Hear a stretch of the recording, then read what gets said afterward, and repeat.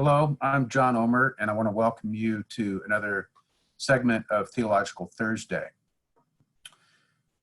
The past couple weeks, we have been unpacking my favorite prayer poem, and I want to screen share it with you again to remind you where we are, to welcome those of you who are joining us.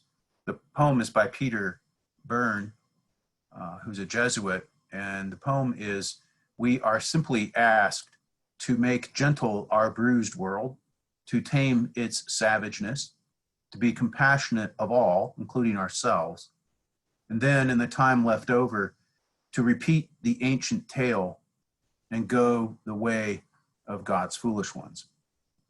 Now, today, I want to keep going on the lines that we have been looking at. I haven't gotten very much further past "we are simply asked" the first couple of weeks, but today I want to look at making gentle our bruised world and taming its savageness. What could that mean to us? Those lines can be a little problematic, I think, if we don't unpack them a little bit, because some of the words are loaded or have meaning, I think, that could have meanings that aren't really intended, I think, by the author. For example, the word gentle. When we're confronting the evils of this day, is gentleness really what's being called for? It sounds passive. It sounds entitled. It sounds like conflict avoidance behavior. There, let's be gentle. That's not, I think, the sense.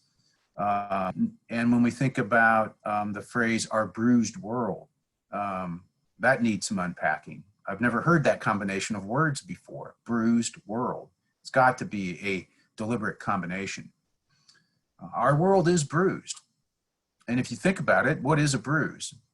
Bruises, in some rare cases, can form on their own. My dad would get these bruises from the medicine he would take for rheumatoid arthritis. It was one of the bad side effects. But bruises that form on their own like that are relatively rare. Most bruises are formed when we bump into something or when something bumps into us, when we're struck by something. Bruises are caused by a collision. So bruised skin is not its normal state. A bruise is indicative of something having happened to the body. So no doubt the world is bruised. The world is not in the state that it's in. The world is not in the state that God created it for or intends for it.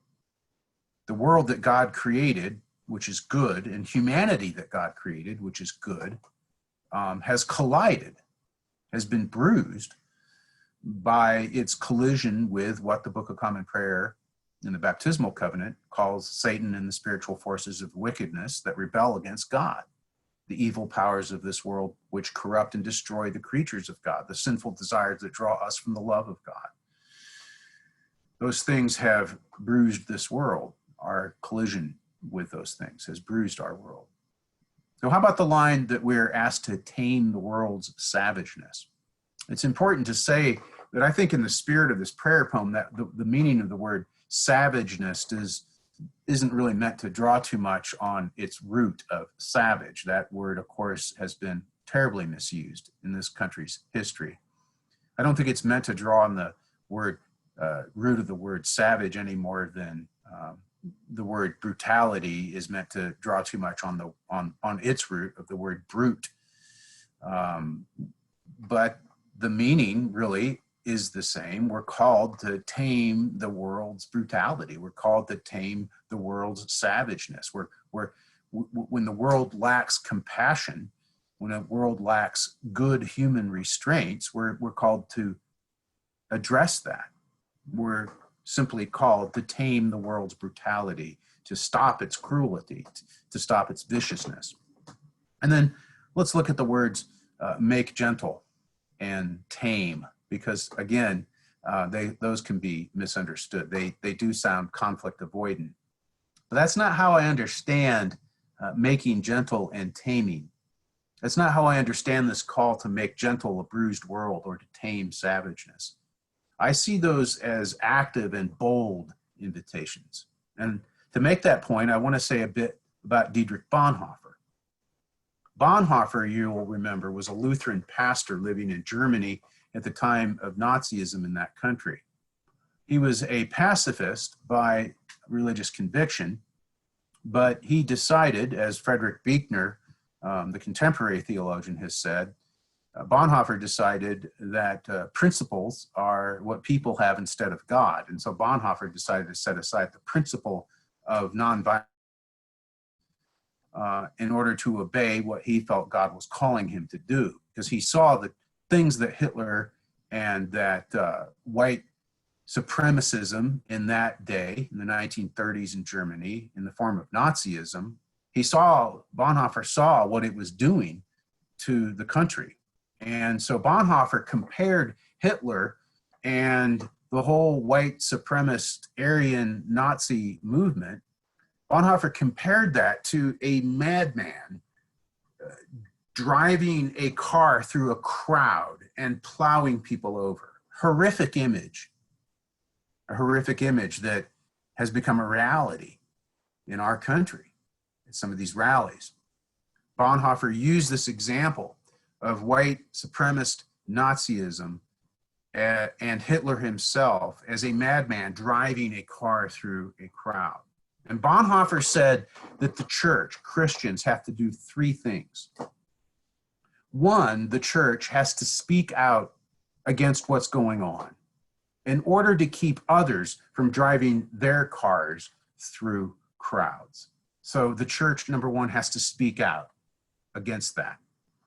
Two, the church, Christians, have to minister to the victims. The church has to help those who have been crushed under the wheels of fascism, under the wheels of white supremacy, under the wheels of totalitarianism, under the wheels of cruelty. The church not only has to speak up, number one, but the church has to minister to the victims. But here's where I think it is relevant to an active, bold sense of making gentle the bruised world and taming its savageness. And that's the third thing that Bonhoeffer said that we have to do. In addition to speaking up, in addition to ministering to the victims, we Christians have to recognize that that is not enough. Bonhoeffer said it is incumbent upon Christians to jam a pole, jam a stick into the wheels, to stop the car from driving over more people. And so it was that a pacifist by principle, an intellectual, a recently married theologian found himself participating in an assassination attempt on Hitler's life. I'm trying to write a book of historical fiction on martyrs, and Bonhoeffer is one of those martyrs from four different time periods. And as part of my research in 2005, I was able to retrace Bonhoeffer's steps to martyrdom. The plot to kill Hitler, in which Bonhoeffer was participating, was discovered shortly before the end of the war, and Bonhoeffer was transferred from Tegel prison, where he had been imprisoned on completely unrelated charges, to Buchenwald concentration camp. I took a tour of both Tegel in Berlin, and then with my family, we went up southeast to where Buchenwald was. And from Buchenwald, Bonhoeffer was transferred to the Flossenburg concentration camp, and he was hanged there on April 9th, 1945, just 2 weeks before the camp was liberated by American troops. Bonhoeffer's witness, his example of life, is remarkable, but what I found remarkable about Bonhoeffer is his diagnosis of the church then and now. Bonhoeffer's church, German church in the 1930s, was not able to resist the evil of its own day because it had been so thoroughly appropriated into the privileges and the customs of the wider culture. It was then and is now the church when the dominant cultural value threatens to envelop the church. And anytime Christians are called to a different lordship or a different center or a different source of meaning, we are called to reject that and to return the Lord. So, all that by way of saying that if we want to make gentle our bruised world, if we want to tame its savageness, a good way to start would be to listen to Bonhoeffer and to take Bonhoeffer's advice with regard to the evils we deplore. The cars that are plowing people over today,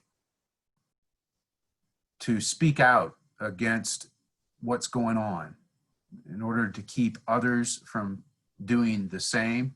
We need to minister to victims of those cars driving through the crowds.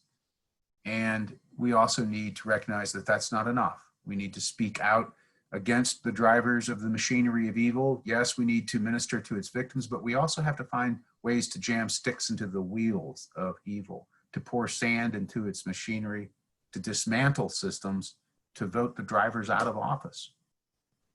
That will make gentle our bruised world. That will help tame its systemic savageness. That's all for tonight.